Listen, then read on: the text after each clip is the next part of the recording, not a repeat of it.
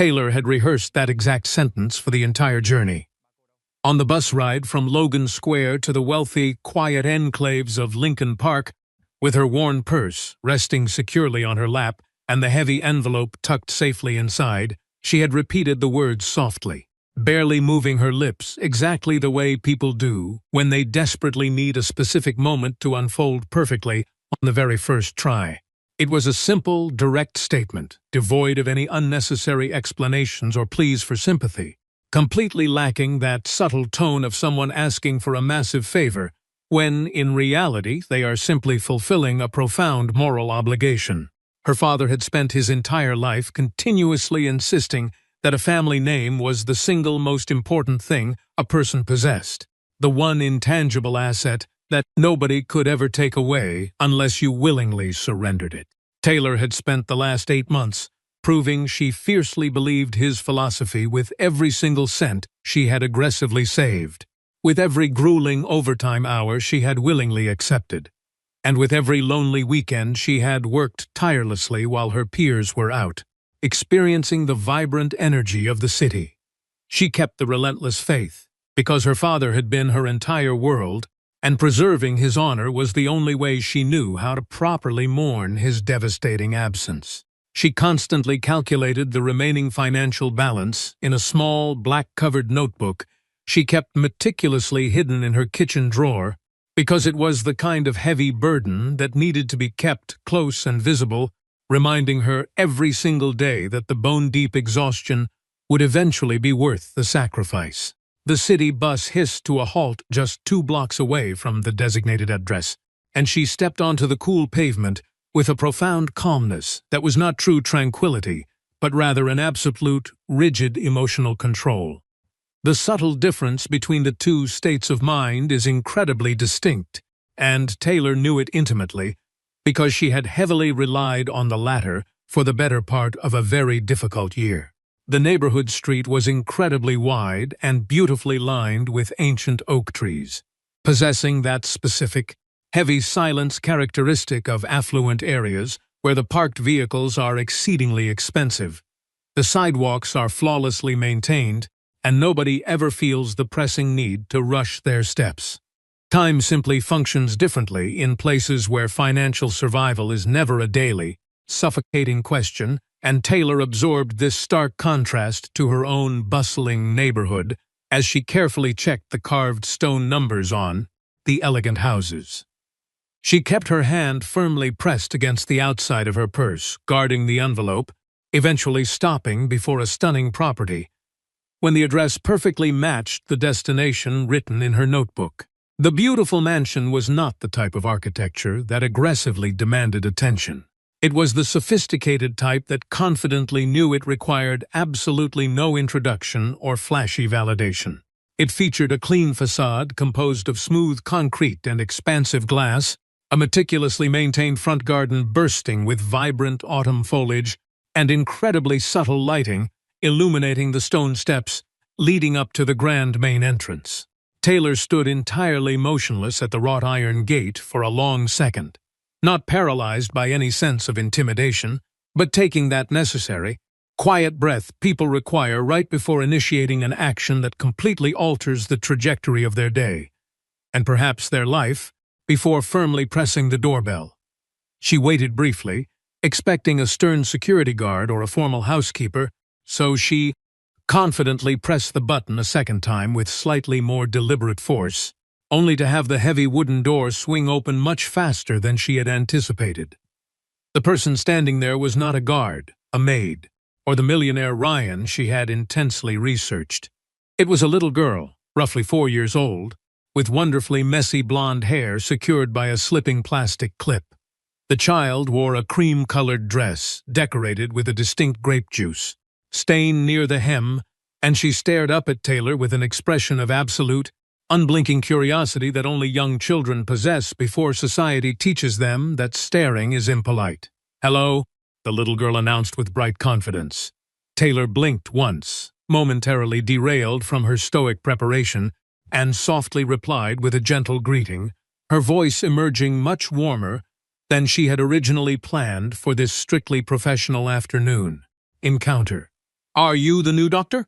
the young girl inquired, projecting that incredible, intense seriousness children utilize when treating every single question as an issue of supreme, undeniable importance. "No," Taylor answered with a very soft smile. "I am not the doctor."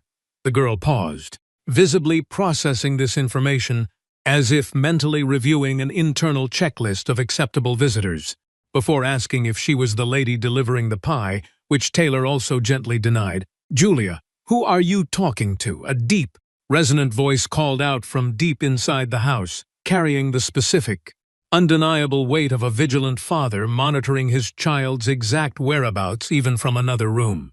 Heavy, purposeful footsteps quickly approached, the kind of stride belonging to a man deeply accustomed to intercepting problems long before they managed to fully materialize in his sanctuary.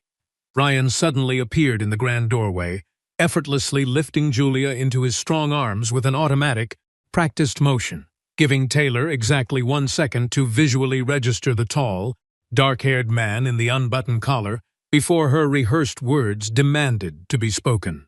Ryan possessed eyes that instantly evaluated Taylor in a mere fraction of a second, displaying the sharp precision of an incredibly successful businessman who is thoroughly accustomed to reading complex situations rapidly and who almost never makes an error in his judgment.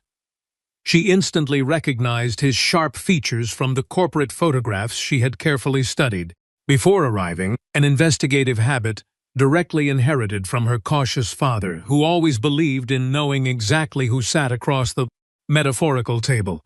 The professional pictures, however, completely failed to capture the deep, lingering exhaustion etched clearly around his dark eyes. Nor did they show the fiercely tender way he held his young daughter, protecting her rather than merely carrying her. "Good afternoon," Taylor stated, her voice emerging exactly as she had practiced in front of her mirror, firm, incredibly respectful, and completely devoid of any surface anxiety or intimidation. "My name is Taylor. My father was Anthony, the owner of the downtown printing press." A rapid, nearly imperceptible shift flashed across Ryan's tired face, a flicker she caught only because her recent hardships had thoroughly trained her to observe subtle human reactions with intense, unwavering scrutiny. It was not a look of utter surprise, but rather an immediate, heavy recognition. He definitely remembered exactly who Anthony was, and the specific wording of her introduction had clearly triggered a profound realization within his mind. "I know exactly who your father is," Ryan replied slowly, his careful choice of present tense immediately catching Taylor's attention. "Was," she gently but firmly corrected him, refusing to let the harsh reality of her immense loss be softened by polite grammar. "He passed away 8 months ago." Ryan fell completely silent, and within that heavy, expanding quiet, Taylor found something she had never expected to witness on the face of a wealthy corporate creditor. It was neither coldness nor impatience, but a genuine anchoring weight, the distinct physical reaction of a man receiving deeply unfortunate news that fundamentally alters a previously established equation. "I am incredibly sorry for your tremendous loss," he offered, his deep voice carrying a raw sincerity that Taylor immediately recognized as genuine, having learned the harsh difference between authentic empathy and rehearsed corporate protocol over the agonizing past year. "Thank you," she respectfully acknowledged, before quickly opening her purse to retrieve the thick envelope, needing to complete her mission before any overwhelming emotions could potentially hijack her carefully maintained composure. She extended her hand with the quiet, undeniable strength of someone who had endured terrible things without breaking. "I came to pay his outstanding debt. The entire principal amount, alongside the agreed interest, is completely accounted for right here." Ryan stared intently at the thick paper envelope, then slowly shifted his intense gaze back up to her face, clearly processing the monumental effort this delivery must have required. Julia, still resting comfortably in her father's strong arms, had lazily rested her blonde head against his broad shoulder, succumbing to the heavy, late-afternoon drowsiness common to energetic young children. He deliberately refrained from taking the money immediately, watching Taylor with a deeply complex expression that was impossible to accurately categorize. It was not a rejection or a hesitation regarding the actual currency, but rather a profound curiosity, as if he were witnessing a rare phenomenon he had never anticipated encountering on his quiet front porch. "How exactly did you manage to gather this substantial amount?" Ryan quietly asked, the unexpected personal inquiry briefly catching Taylor completely off guard, as it deeply strayed from the transactional script she had meticulously memorized. "By working continuously," she answered simply. "In just 8 short months?" he pressed, phrasing it not merely as a basic question, but as an absolute statement of sheer astonishment. There was something undeniably compelling in his quiet awe that Taylor could not fully name, a deep, respectful acknowledgement that touched her exhausted heart in a way she found strangely comforting, rather than intrusive. Ryan continued to study her face for another long second, displaying a quiet, concentrated thoughtfulness that Taylor swiftly identified as his natural of deeply processing unexpected information without revealing his internal turbulence.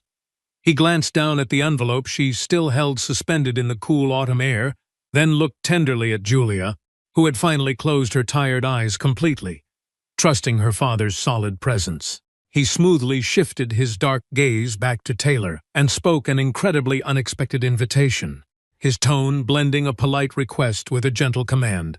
"Please, stay for dinner." Taylor remained frozen on the elegant porch, the envelope still awkwardly extended, possessing absolutely no prepared response for this baffling turn of events, because in none of her anxious mental scenarios on the city bus had she ever imagined breaking bread with her father's millionaire creditor. She slowly lowered her tired arm, thoroughly evaluating his sincere expression, attempting to locate any hidden motive or deceptive trap in his deep eyes.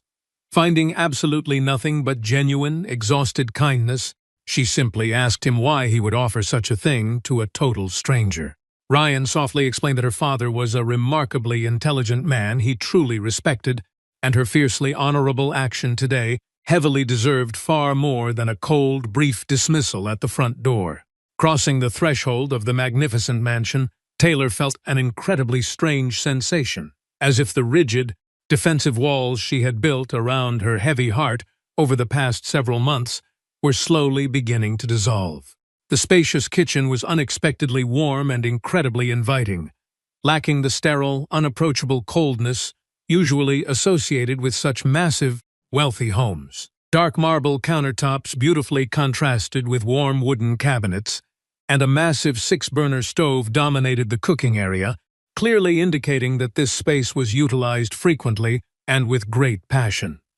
What truly captured her complete attention, however, was a delightfully chaotic crayon drawing proudly secured to the massive stainless steel refrigerator by a solitary magnet, an intimate, messy detail that humanized the entire grand estate.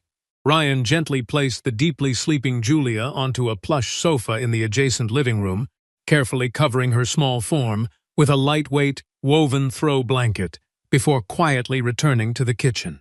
He began retrieving fresh vegetables and various ingredients from the large refrigerator with the smooth, practiced efficiency of a man who cooked elaborate meals on a daily basis. "Do you truly cook every single day?"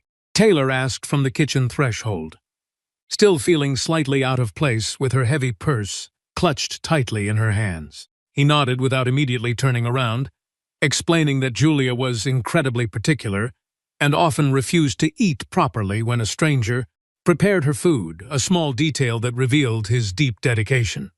"You can certainly help if you want. There are several onions that desperately need to be chopped," Ryan offered casually pointing toward a heavy wooden cutting board and a gleaming chef's knife resting on the island. Taylor briefly wondered if this was some bizarre psychological test, but quickly realized it was simply his authentic, entirely unpretentious nature shining through the awkwardness of the situation.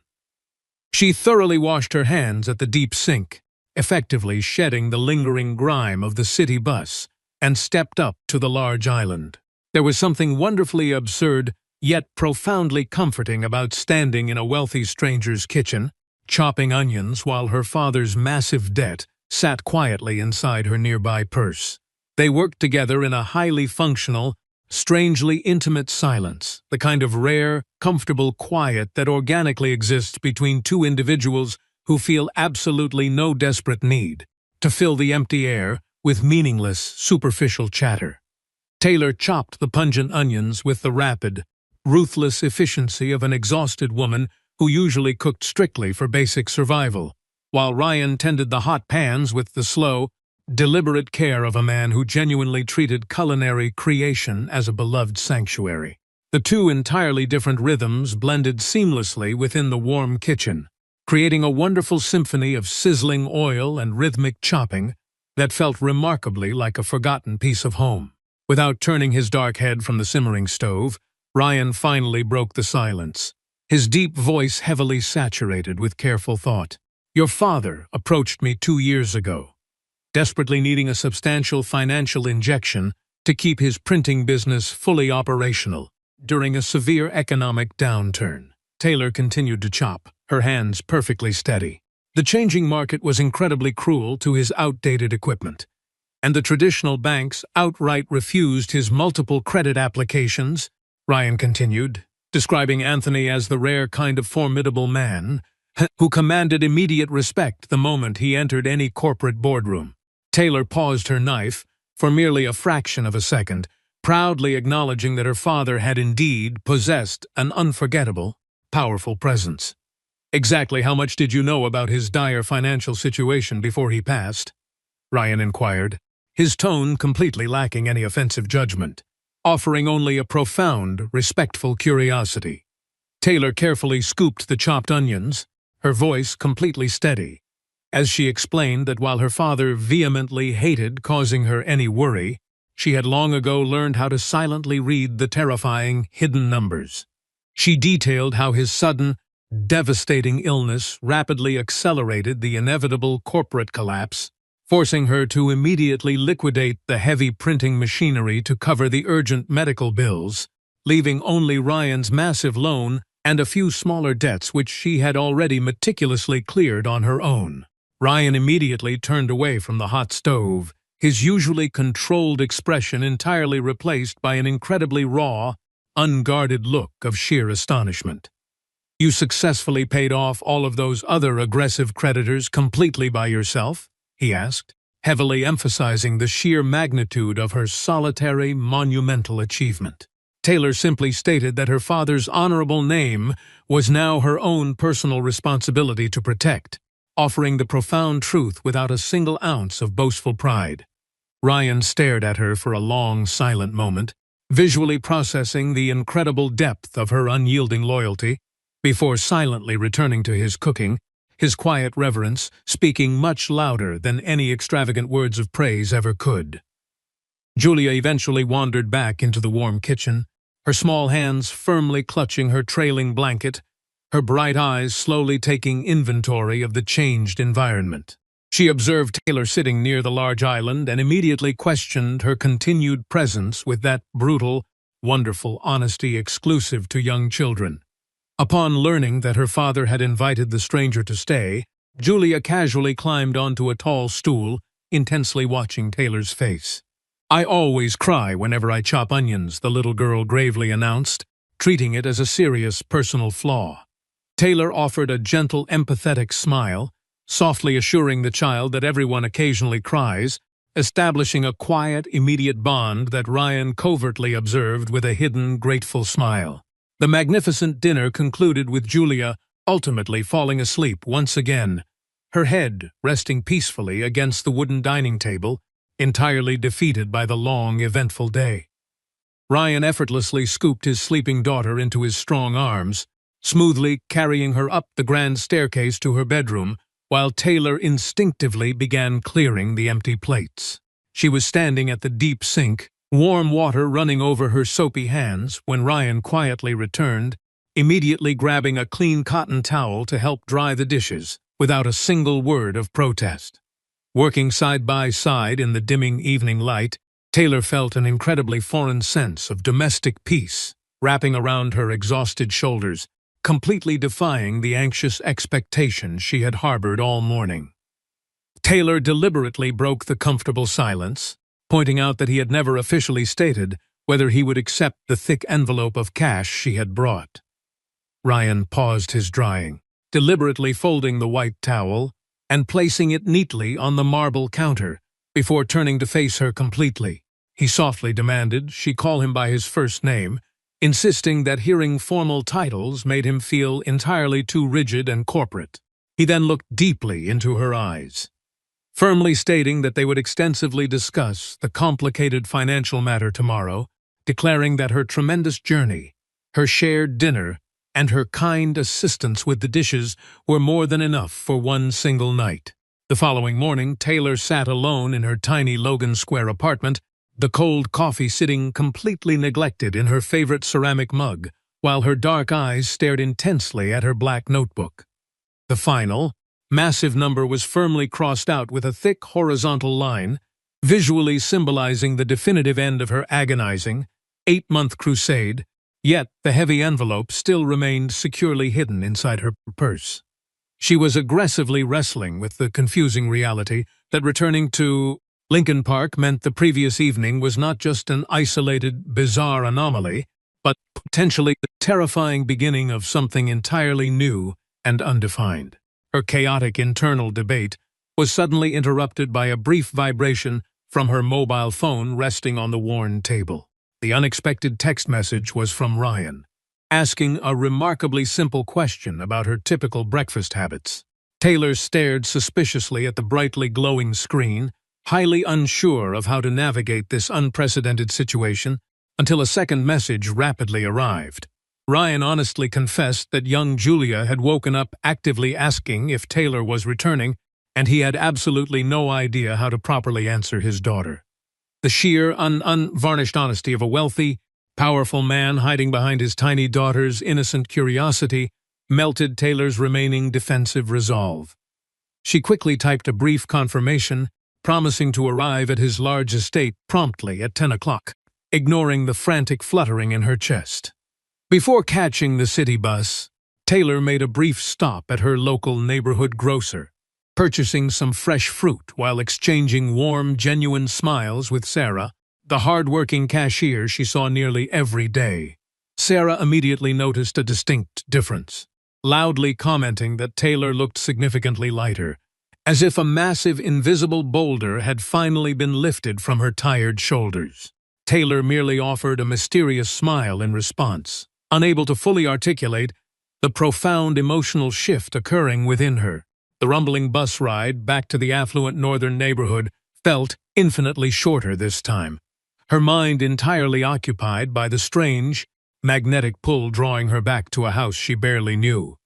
Julia was eagerly waiting by the large front window, immediately running to swing the heavy door open before Taylor could even reach the brass doorbell.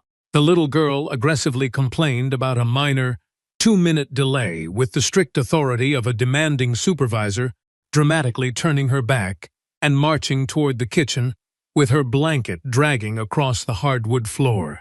Ryan was standing comfortably by the large oven, dressed entirely casually in a soft cotton shirt and faded jeans, pulling a hot tray of freshly baked golden buttermilk biscuits from the intense heat. He immediately pushed a steaming mug of dark coffee toward Taylor the exact moment she sat down, entirely remembering her preferences from the brief observation the previous evening. After a few moments of comfortable silence, Ryan finally addressed the lingering financial elephant in the room, his voice taking on a slightly more serious, measured tone. He calmly revealed a secret that Anthony had fiercely kept from his daughter. Recognizing the severe severity of the older man's illness, Ryan had completely paused the aggressive interest accumulation on the massive loan 6 months prior. Taylor froze, her coffee mug hovering midway to her mouth, as Ryan gently explained that her incredibly meticulous calculations were fundamentally incorrect. Because of his silent grace, she had massively overpaid the debt, and he firmly insisted on legally transferring a significant portion of the hard-earned money back into her personal bank account. Taylor stubbornly argued, her fierce pride temporarily flaring, but Ryan smoothly countered her protests by deliberately pushing a warm, buttered biscuit across the table, playfully using the incredible food as an undeniable bargaining chip. The delicious, flaky pastry was incredibly comforting, and Taylor found herself involuntarily closing her eyes to fully savor the rich flavor, completely disarming her defensive posture. When she opened her eyes, Ryan was watching her with a genuinely spectacular, unrestrained smile, and Julia was happily reading a colorful book, occasionally asking brilliant rapid-fire questions about Taylor's Native American grandmother. The rest of the bright morning effortlessly melted away in that beautiful kitchen, completely dissolving the heavy, transactional boundaries that had originally brought them together. The substantial electronic financial refund arrived exactly on a quiet Tuesday afternoon, accompanied by a remarkably simple notification that merely read "settlement" in the digital description. Taylor carefully updated her worn black notebook one final time, logging the positive deposit before permanently sliding the incredibly significant book into the dark recesses of her kitchen drawer. She then traveled downtown to the busy architecture firm, where she functioned as an incredibly efficient administrative assistant, essentially acting as the crucial invisible glue holding the chaotic, creative office together. Her demanding job required absolute precision and endless patience, qualities she had thoroughly mastered long before her father's tragic passing forced her to manage infinitely larger, more terrifying crises. Marcus, a highly experienced senior architect known for his sharp eyes and demanding nature, paused near her desk that afternoon. Immediately noticing the profound shift in her general aura, he softly commented that she finally looked like a young woman who was actually allowed to breathe, rather than a desperate soldier bracing for an inevitable, catastrophic impact. Taylor offered him a deeply genuine, unforced smile, acknowledging that a very old, very heavy chapter of her life had finally reached a proper conclusion. She spent the remainder of her busy shift organizing complex blueprints and managing difficult client schedules, feeling an incredible, unfamiliar lightness anchoring her steady movements. Later that evening, her mobile phone buzzed with another message from Ryan, this one heavily laced with a charmingly desperate tone of parental panic.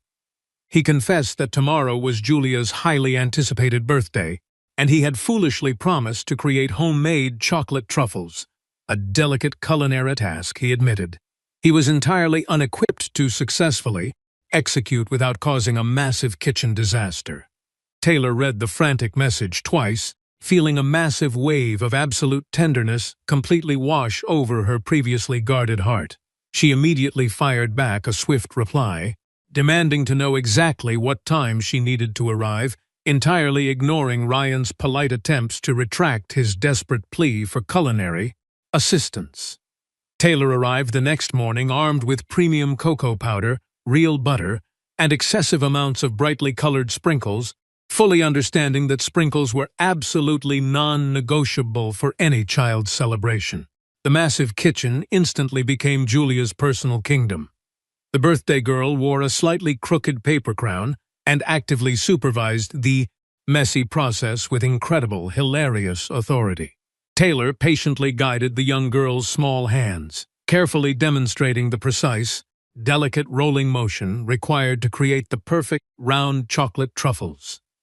Ryan stood leaning quietly against the marble counter, his arms loosely crossed, simply watching the two of them interact with an expression of profound, quiet gratitude that entirely filled the large room. While enthusiastically rolling a truffle in bright pink sprinkles, Julia completely unexpectedly mentioned a beautiful, silly song her mother used to sing whenever they baked together. The sudden, innocent mention of the tragically deceased woman caused a heavy, incredibly thick silence to instantly descend upon the previously joyful kitchen. Taylor instinctively glanced toward Ryan, witnessing a flash of devastating, raw vulnerability completely shatter his usually composed features, revealing the immense, hidden depths of his lingering grief. Instead of awkwardly changing the subject, Taylor gently encouraged Julia to sing the special song, honoring the lost mother's memory and allowing the heavy moment to breathe with beautiful, heartbreaking grace. Later, while an exhausted Julia took her mandatory birthday nap, Ryan and Taylor stood entirely alone in the quiet kitchen, the perfectly formed chocolate truffles proudly lined up on a silver platter. Ryan sincerely thanked her for saving the birthday, admitting that while he could have easily purchased expensive desserts, having genuine, homemade warmth meant everything to his young daughter. He then shifted his intense gaze directly to Taylor, asking with deep, genuine curiosity about her life, outside of heroically paying off massive debts and rescuing desperate fathers from baking disasters. She proudly explained her vital role at the busy architecture firm, firmly shutting down any notion that her administrative title somehow limited her vast intelligence or deep spatial understanding. Over the incredibly fast weeks that subsequently followed, their unexpected connection organically deepened through a series of easy, unplanned encounters that felt remarkably, completely natural. During a sunny weekend walk through a sprawling city park, Julia excitedly wrapped her small arms completely around a massive ancient oak tree, absolutely fascinated by its incredible size. While Taylor gently explained the fascinating history of the deep roots and wide branches, Ryan secretly snapped a beautiful, candid photograph of her softly smiling face. When Taylor raised a questioning eyebrow at the sudden click of the camera, he simply offered a devastatingly honest smile, claiming Julia would definitely want to remember this perfect afternoon. Sitting quietly on a wooden park bench while Julia eventually fell asleep, leaning heavily against his side, Ryan finally opened up completely about his beautiful late wife, Chloe. He recounted the sudden, terrifying brain aneurysm that had stolen her away 3 incredibly long years ago, leaving him entirely alone to raise a tiny daughter who possessed absolutely no direct memories of her mother. Taylor listened with complete, unwavering attention, deliberately offering absolutely none of the hollow, empty platitudes or pitying expressions she knew grieving people deeply despised. Ryan quietly confessed that balancing the overwhelming weight of Chloe's permanent absence with the joyous, demanding presence of Julia was an exhausting, daily battle, and Taylor simply nodded, profoundly understanding the brutal, beautiful duality of enduring love and deep grief. The comfortable routine was delightfully interrupted the following week when Julia audaciously commandeered her father's mobile phone, directly calling Taylor with an incredibly urgent, highly specific culinary demand. The brave little girl loudly complained that Ryan's recent tragic attempt at baking savory chicken turnovers had resulted in completely misshapen, severely unappetizing disasters that offended her aesthetic sensibilities. Taylor was forced to quickly step out of the quiet architecture office into a busy hallway, utterly unable to control her genuine, ringing laughter at the child's incredibly serious, dramatic tone. When Ryan finally retrieved his stolen device, his voice was filled with deep, charming embarrassment. But Taylor had already firmly promised to dedicate her entire Saturday to fixing the turnover tragedy. That Saturday effortlessly transformed into a beautifully chaotic, flower-covered marathon inside the grand Lincoln Park mansion, stretching beautifully from the bright morning well into the late, glowing afternoon. Taylor expertly guided Julia through the remarkably complex process of kneading the soft dough and perfectly seasoning the shredded chicken, utilizing her grandmother's secret, heavily guarded spice combination. Even though the final turnovers emerged from the hot oven looking slightly lopsided and delightfully imperfect, Julia aggressively declared them the absolute greatest food ever created in human history. I simply watched the flour-dusted pair from the kitchen island, his dark eyes radiating an incredible, quiet warmth that constantly tracked Taylor's effortless, joyful movements around his usually quiet home. After a massive, satisfying dinner consisting almost entirely of the freshly baked chicken turnovers, Julia predictably surrendered to deep exhaustion, falling asleep on the plush living room sofa. Taylor and Ryan naturally assumed their now familiar, comfortable positions at the large kitchen sink, falling into the quiet, incredibly intimate rhythm of washing and drying the evening dishes. Suddenly, Ryan completely stopped moving, carefully laying the damp cotton towel onto the dark marble counter before turning to face Taylor with an expression stripped entirely of any protective barriers. He asked her, his voice incredibly low and remarkably steady, exactly what this rapidly developing relationship truly meant to her, demanding absolute, unvarnished honesty. Slowly turned off the rushing water, gently drying her hands while intensely holding his dark, searching gaze, refusing to retreat from the profound weight of his direct question.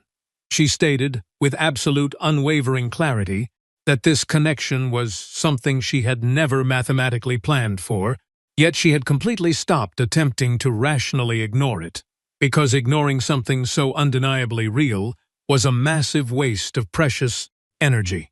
Ryan took a slow, deliberate step closer, effectively closing the physical distance between them, his eyes locked fiercely onto hers. He softly admitted that he, too, had completely abandoned any foolish attempts to ignore the powerful, magnetic pull between them, his profound honesty stripping away all remaining pretenses.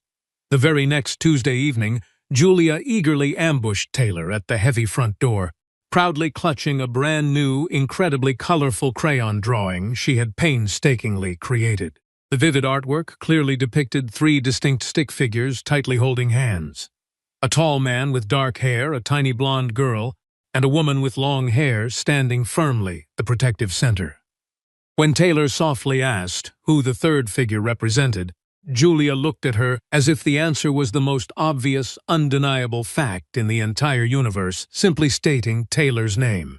Taylor felt a massive, overwhelming wave of deep emotion completely crash into her chest, her eyes instantly filling with happy, unshed tears as she requested permission to keep the beautiful masterpiece.